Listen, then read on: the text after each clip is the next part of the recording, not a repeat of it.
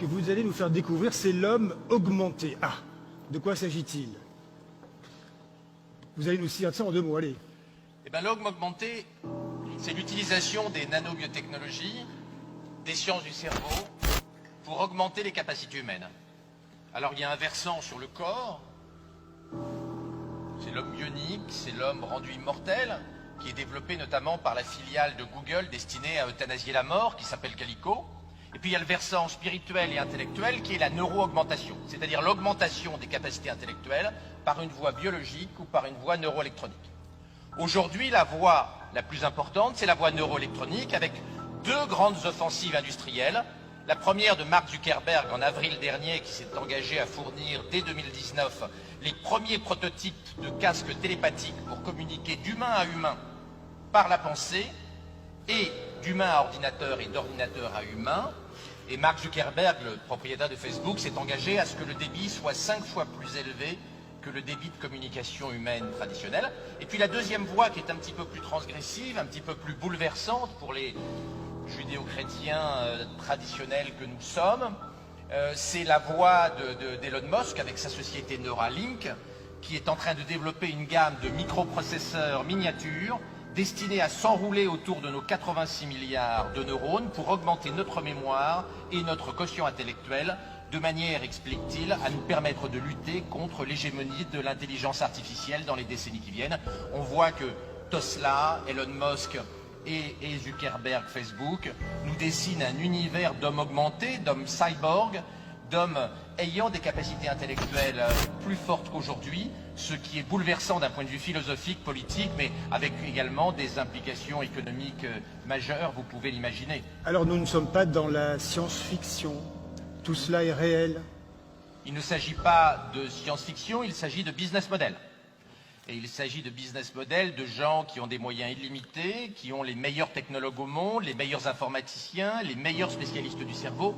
Elon Musk a recruté une équipe absolument exceptionnelle à Neuralink, qu'il dirige, puisqu'Elon Musk dirige SpaceX, Tesla, mais aussi Neuralink, des gens d'un niveau tout à fait exceptionnel qui vont, dans les 10, 20, 30 prochaines années, révolutionner l'organisation du travail, bien sûr, l'organisation politique et l'école, bien évidemment. Vous imaginez bien que le jour où des microprocesseurs augmentent de 50 points le quotient intellectuel de nos enfants, l'école va être très très sérieusement, non pas menacée, mais en tout cas challengée par ces neurotechnologies, puisque vous savez qu'aujourd'hui, l'école améliore la culture de nos enfants, mais augmente très très peu leur capacité cognitive, hélas. Alors, docteur Laurent Alexandre, permettez-moi de vous dire que tout cela est à la fois magique et un petit peu inquiétant.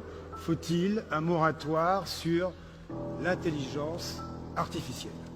Il n'y aura pas de moratoire sur les nanobiotechnologies, la génétique et l'intelligence artificielle, parce que ces technologies ne sont pas issues de notre vieille Europe, lasse, fatiguée et blasée. Elles sont issues de la Californie et de la Chine, et vous connaissez le budget militaire dans nos pays européens. Nous ne risquons pas de bombarder la Californie et la Chine pour les empêcher de faire de la génétique et de l'intelligence artificielle. Donc nous allons vivre cette révolution des technologies NBIC, nous allons vivre la révolution des neurotechnologies d'augmentation, et si nous voulions avoir notre mot à dire dans cette immense bataille technologique avec les implications philosophiques et politiques qu'on a vues, il faudrait que nous rattrapions notre retard d'un point de vue technologique et géopolitique, ce que nous ne faisons pas.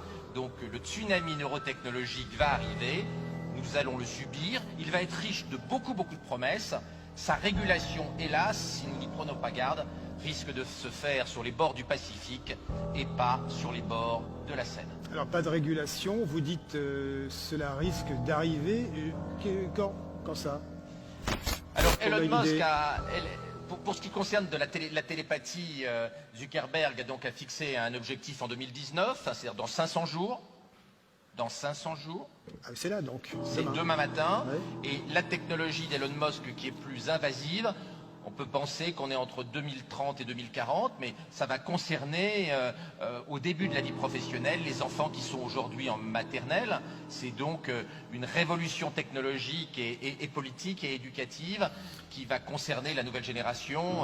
On n'est pas dans la science-fiction, on est dans un choc philosophique et civilisationnel majeur qu'il faut réguler, et vous voyez bien que notre problème, ce n'est pas la technologie galope et nous allons être gavés saturé de technologie. Notre problème, c'est la politique et la philosophie. Il y a une désynchronisation complète entre notre pouvoir technologique et notre réflexion philosophique et politique. La fabrique philosophique, la fabrique des idées est à l'arrêt, alors que la technologie galope de plus en plus vite depuis les rivages de la Chine jusqu'à la Silicon Valley. Alors, docteur Laurent Alexandre, je vois les regards dans la salle. Tout le monde est surpris et passionné par ce que vous dites. Vous acquiescez, vous approuvez ou vous êtes inquiet? Je ne sais pas. C'est compliqué de faire une sorte de sondage public comme ça, à main levée, je ne sais pas. Est-ce que vous êtes inquiet du propos qui vient d'être tenu? Levez la main ceux qui se disent un peu effrayés. Alors attention, voilà. Voilà, quand même, hein, c'est intéressant. Hein. Je tiens à préciser que je ne suis pas le patron fondateur de Neuralink, hein, c'est l'industriel le plus connu au monde oui. Qui a lancé, et puis Mark Zuckerberg et dans les magazines, Elon Musk, hein. qui lance ça, Alors, c'est de notoriété publique. Moi je ne suis pas un oiseau de mauvais augure et je ne suis pas le fabricant de ces technologies, je ne suis qu'un expert des conséquences politiques et géopolitiques du tsunami technologique. Docteur Laurent Alexandre, question toute simple, toute bête, l'homme plus intelligent, l'homme augmenté, est-ce qu'il y a aussi un pas vers une recherche de l'immortalité? Est-ce que c'est un autre sujet? Les deux sont liés. D'abord, il faut beaucoup d'intelligence artificielle et d'intelligence pour comprendre le vieillissement qui est d'une complexité inouïe. Hein. Vous savez que le séquençage ADN, tout seul, c'est 20 000 milliards d'informations. Donc progresser dans la lutte contre le vieillissement, ce que souhaite, je le disais tout à l'heure, Google au travers de sa filiale Calico, dont l'objectif est de tuer la mort et d'aller vers la mort de la mort dans quelques décennies. Cela suppose beaucoup d'intelligence artificielle et donc nous avons un lien très étroit entre immortalité et intelligence artificielle et neurotechnologie. La mort de la mort suppose un développement massif des technologies d'industrialisation de l'intelligence. Derrière, nous avons deux problèmes. Est-ce que cette mort de la mort et cette industrialisation de l'intelligence artificielle va s'accompagner d'une démocratisation de l'intelligence biologique? Et puis il ne faudrait pas non plus que toutes ces technologies conduisent à la mort de l'homme et à un monde où l'homme n'aurait plus sa dignité, ne serait plus qu'un instrument technologique au lieu d'être ce qu'il doit rester, c'est-à-dire un élément pensant, un élément philosophe qui n'est pas uniquement fait de matière technologique et pas uniquement fait de business model. Ultime question avec vous, docteur Laurent Alexandre, pour ce sujet absolument spectaculaire et passionnant. Le temps s'accélère, nous avons évoqué le temps long depuis tout à l'heure. Est-ce que l'homme augmenté serait une réponse à l'accélération du temps, de la technologie? Nous vivons au cœur de machines que nous ne maîtrisons plus. Je pense notamment au smartphone, la communication, l'accélération de l'information. Ce que l'on peut dire, c'est que comme nous sommes incapables d'interdire les progrès de l'intelligence artificielle, nous avons deux scénarios. La vassalisation par la machine à long terme, ou la fusion avec la machine, ou l'augmentation. Il est clair que l'intelligence artificielle forte, c'est-à-dire dotée de conscience d'elle-même et capable d'hostilité, n'est pas pour demain matin. C'est pour dans plusieurs décennies. Mais plusieurs décennies, c'est dans pas longtemps. Donc nous allons bien être obligés, au moment où l'intelligence artificielle s'industrialise très vite, de répondre. Le moratoire étant totalement impossible, notamment parce que la Chine veut dépasser la Silicon Valley en matière d'intelligence artificielle et que la course entre les États-Unis et la Chine ressemble en intelligence artificielle énormément à ce qu'a été la concurrence entre l'Union soviétique et les États-Unis dans la course à l'espace à la fin des années 50 et au début des années 60. Comme nous ne pouvons pas faire de moratoire, je pense, même si ce n'est pas un souhait, que Elon Musk a raison et que nous accepterons massivement dans quelques temps, pour nos enfants et nos petits-enfants, l'implantation de microprocesseurs dans leur cerveau pour les rendre égaux et leur permettre de lutter, d'être complémentaires avec l'intelligence artificielle. Nous préférerons la fusion avec l'intelligence artificielle plutôt que la vassalisation. Ce sera le mot de la fin avec vous. Merci, docteur Laurent Alexandre. Je peux vous dire que vous avez un petit peu secoué les esprits. Merci.